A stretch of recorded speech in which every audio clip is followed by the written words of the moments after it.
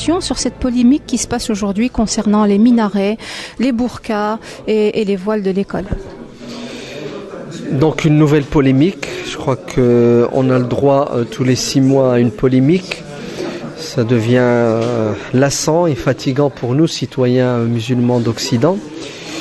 Je pense que la meilleure position que nous devons prendre, c'est la suivante. C'est être fier de son islam et de son identité musulmane.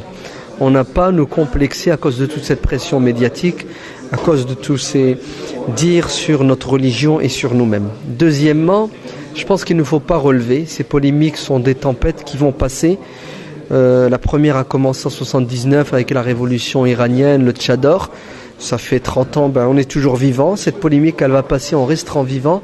Ce qu'il faut, c'est la gérer de manière intelligente. C'est-à-dire, assumer notre citoyenneté en tant que citoyen et ne pas tomber dans les extrêmes et surtout ne pas devenir des extrémistes qui nous marginalisons et qui rejetons de manière psychologique, voire même parfois physique, notre société sous prétexte qu'elle nous déteste, qu'elle ne veut pas de nous.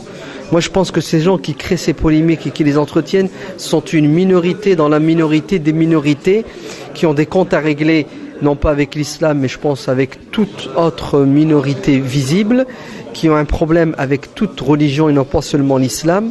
Ainsi, il ne faut pas tomber dans ce piège. Il faut être fier de son identité musulmane, fier de son identité citoyenne, l'assumer, la revendiquer et au quotidien discuter, dialoguer avec nos voisins, avec nos collègues, avec toute personne qui malheureusement subit cette pression médiatique et qui est victime de ces mensonges à l'égard de l'islam et des musulmans. Il faut que cette communauté musulmane se sente intégrée. Et je pense que les jeunes qui sont nés en Occident le sont. C'est vrai que nos parents ne le sont pas encore. Je pense qu'ils ne le seront jamais puisqu'ils sont venus d'ailleurs. Mais en ce qui concerne la deuxième génération, il ne faut pas que cette question d'identité ne soit remise en question parce que c'est très important la posture dans laquelle nous nous mettons. Si nous vivons avec nos concitoyens et on se considère comme étrangers, automatiquement ça va se ressentir dans notre manière de parler. Je suis belge, je suis occidental. Donc, mon identité, c'est quoi? C'est la liberté, c'est l'égalité, c'est la fraternité. J'ai le droit de m'habiller comme je veux, j'ai le droit de pratiquer la religion que je veux dans le cadre des lois. Tant que je n'empiète pas sur votre liberté, vous devez m'accepter comme je suis, comme je vous accepte comme vous êtes. Et ça, il faut le rappeler à nos concitoyens qu'ils le sachent. Il faut leur rappeler que leur souhait, leur volonté, pour certains bien entendu, de vouloir disparaître les minarets, les mosquées ou le voile, c'est une trahison de leur histoire, de leurs principes philosophiques, etc. Donc, moi je dis qu'il n'y a pas de problème de foulard, il n'y a pas de problème de burqa, il n'y a pas de problème de minaret. Il y a un problème chez les gens qui, malheureusement, au lieu de rester des citoyens tolérants, des citoyens qui acceptent les différences, ils sont en train de tomber dans les extrêmes et j'ai peur qu'on revienne 100 ans, 200 ans en arrière. Si en France on a fait notre révolution pour instaurer justement ces principes de liberté, d'égalité, c'est pas 200 ans plus tard qu'on va les remettre en question. Les musulmans sont des citoyens comme les autres, ils ont le droit à la différence et ils ont le droit de pratiquer leur religion dans le cadre des lois. Maintenant, il faut dire à notre communauté musulmane que la compréhension et la pratique de la religion doit se faire à la lumière de l'interprétation de notre religion en fonction de notre contexte. L'islam d'Europe ne sera pas l'islam du Moyen-Orient ou l'islam d'Asie. Nous avons une identité culturelle et l'islam n'est pas contre les identités culturelles, au contraire. L'islam intègre toute identité culturelle qui n'est pas en conflit avec ses principes et ses fondements.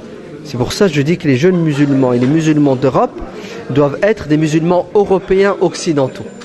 Dans leur manière. Est-ce que vous avez des témoignages de jeunes qui expriment leur frustration? Comment se sentent-ils puisqu'ils sont étrangers dans leur propre pays dû au regard qu'on leur porte? Alors, ils expriment leur frustration en disant qu'ils ne sont pas belges, ils ne sont pas français. Donc ils rejettent, ils sont en train de nier, ils sont en train de muer en fait, de retirer leur carapace de citoyens. Et c'est peut-être aussi parce qu'elle n'était pas très profonde, d'accord? Donc il faut qu'on discute et qu'on soulève un vrai débat identitaire à l'intérieur de notre communauté.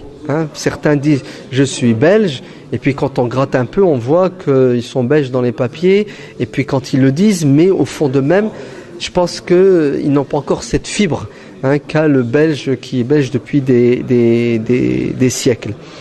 Donc ils l'expriment en reniant, en essayant de remettre en cause leur identité culturelle occidentale. Deuxièmement, en tombant dans les extrêmes, c'est-à-dire en se réfugiant dans une interprétation de la religion qui rejette l'autre qui est différent. En fait, ils tombent dans ce qu'ils reprochaient à leurs concitoyens qui ne les acceptent pas comme ils sont. Malheureusement, ils rendent le mal par le mal.